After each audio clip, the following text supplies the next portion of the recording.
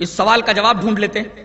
سوال کیا ہے کہ اگر اسلام رحم کی تعلیم دیتا ہے تو پھر جانوروں کو ذبح کیوں کیا جاتا ہے؟ مرغے کو ذبح کیوں کیا جاتا ہے؟ بکروں کو ذبح کیوں کیا جاتا ہے؟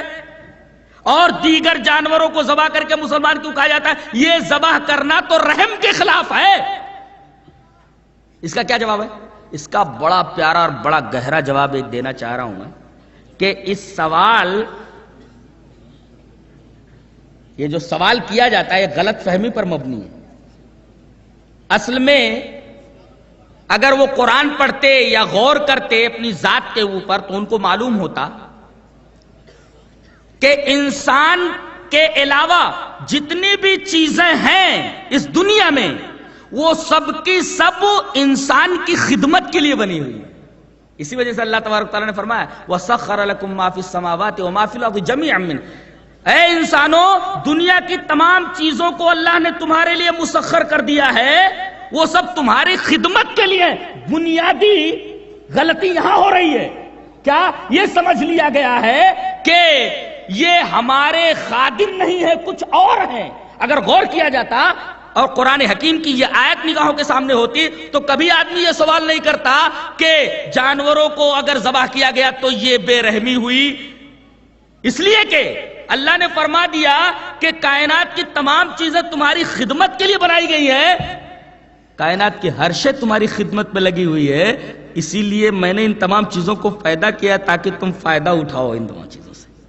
ان کا رسپیکٹ نہیں کرنا ہے، یہ تمہارے خادم ہیں، نوکر ہیں، تمہارے لیے مسخر کر دیے گئے ہیں، لہذا تم ان سے فائدہ اٹھاؤ. ہاں، دنیا کی تمام چیزیں تمہارے لیے، تم کس کے لیے؟ اللہ کی عبادت کے لیے. تو فرما دیا گیا وَمَا خَلَقْتُ الْجِنَّ وَالْإِنسَ إِلَّا لِيَعْبُدُونَ. تو یہ سوال در حقیقت اس غلط فہمی پر مبنی ہے. یہ سمجھ لیا گیا کہ یہ خادم کے علاوہ کچھ اور بھی ہے. اب دیکھیے، اگر کوئی آدمی گوشت نہ کھائے تو فطرت سے انحراف کرتا ہے. اور عجیب بات تو یہ ہے کہ اگر بلی چوہے کو مار کر کھا جائے تو کوئی بلی کے اوپر تشریح نہیں کرتا، کوئی طنز نہیں کرتا، بلی کو کوئی سزا نہیں دیتا، بلکہ بلیوں کو تو پالتے. کتا بھی گوشت ہی کھاتا ہے. کتوں کو لیے ہوئے یہ اعتراض کرنے والے گاڑیوں میں گھومتے رہتے ہیں. کوئی اعتراض نہیں کرتا کہ یہ چوہے کو کائے کو کھا جاتا ہے، اب بلی کو کائے کو مار ڈالتا ہے.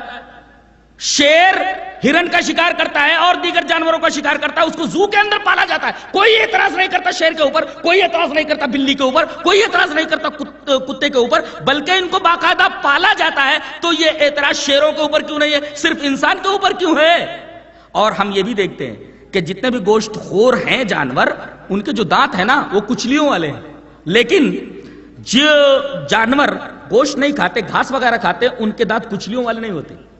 گھاس کھانے والے جانوروں کے دانت الگ ہوتے ہیں، گوشت کھانے والے جانوروں کے دانت الگ ہوتے ہیں. اب انسان ذرا اپنے دانتوں کے اوپر نگاہ ڈالے تو اس کو عجیب لگے گا کہ اس میں کچھ دانت ایسے ہیں جو گوشت کھانے والے، کچلیوں والے، اور کچھ دانت ایسے جو سبزی کھانے والے. تو فطرت خود یہ بتا رہی ہے، انسان کی ساخت، اس کا اسٹرکچر یہ خود بتا رہا ہے کہ یہ گوشت بھی کھانے کے لیے بنایا گیا ہے اور یہ سبزی بھی کھانے کے لیے بنایا گیا ہے. اگر اس کے اوپر پابندی عائد کی جائے تو در حقیقت یہ فطرت سے انحراف ہوگا، یہ نیچر سے انحراف ہوگا. اور اعتراض کرنے والوں کی کتابوں میں یہ ساری باتیں لکھی ہوئی ہیں، جس بات کو انہوں نے ایشو بنا لیا ہوا ہے.